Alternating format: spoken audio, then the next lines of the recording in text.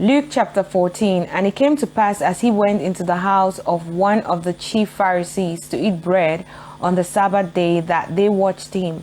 And behold, there was a certain man before him which had the dropsy. And Jesus answering spake unto the lawyers and Pharisees, saying, Is it lawful to heal on the Sabbath day? And they held their peace. And he took him and healed him and let him go. And answered them, saying, Which of you shall have an ass or an ox fallen into a pit, and will not straightway pull him out on the Sabbath day? And they could not answer him again to these things. And he put forth a parable to those which were bidden, when he marked how they chose out the chief rooms, saying unto them, When thou art bidden of any man to a wedding, sit down in the highest room, lest a more honorable man than thou be bidden of him. And he that bade thee and him come and say to thee, Give this man place, and thou begin with shame to take the lowest room. But when thou art bidden, go and sit down in the lowest room, that when he that bade thee cometh, he may say unto thee, Friend, go up higher. Then shalt thou have worship in the presence of them that sit at meat with thee. For whosoever shall exalt himself shall be abased, and he that humbleth himself shall be exalted. Then said he also to him that bade him, When thou makest a dinner or a supper, call not thy friends nor thy brethren, neither thy kinsmen nor thy rich neighbors, lest they also bid thee again, and a recompense be made thee. But when thou makest a feast, call the poor, the maimed, the lame, the blind, and thou shalt be blessed, for they cannot recompense thee, for thou shalt be recompensed as the resurrection of the just.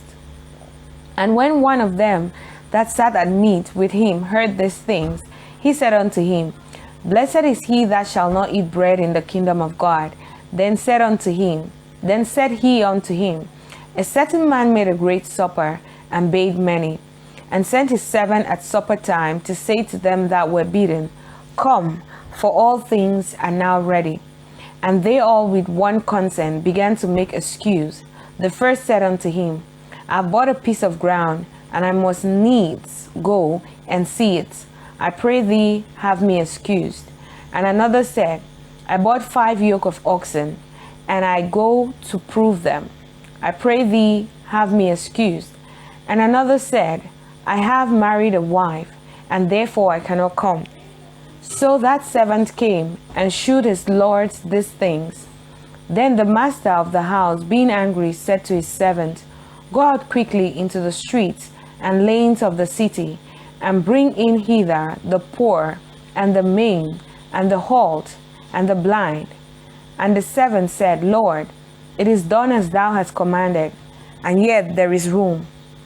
And the Lord said unto the servant, Go out into the highways and hedges, and compel them to come in, that my house may be filled. For I say unto you, that none of those men which were bidden shall taste of my supper. And there went great multitudes with him, and he turned and said unto them, If any man come to me, and hate not his father and his mother, and his wife and children and brethren and sisters, yea, and his own life also, he cannot be my disciple. And whosoever doth not bear his cross and come after me cannot be my disciple.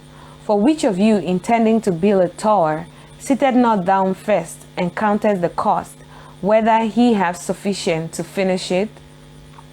Lest haply, after he had laid the foundation, and is not able to finish it, all that behold it began to mock him, saying, This man began to build, and was not able to finish. Oh, what king, going to make war against another king, sitteth not down first, and consulted whether he be able with 10,000 to meet him that cometh against him with 20,000? Or else, whilst the other is yet a great way off, he sendeth an ambassage, and desired conditions of peace. So likewise, whosoever he be of you that forsaketh not all that he had, he cannot be my disciple. Salt is good, but if the salt has lost its savor, wherewith shall it be seasoned? It is neither fit for the land, nor yet for the dunghill, but men cast it out.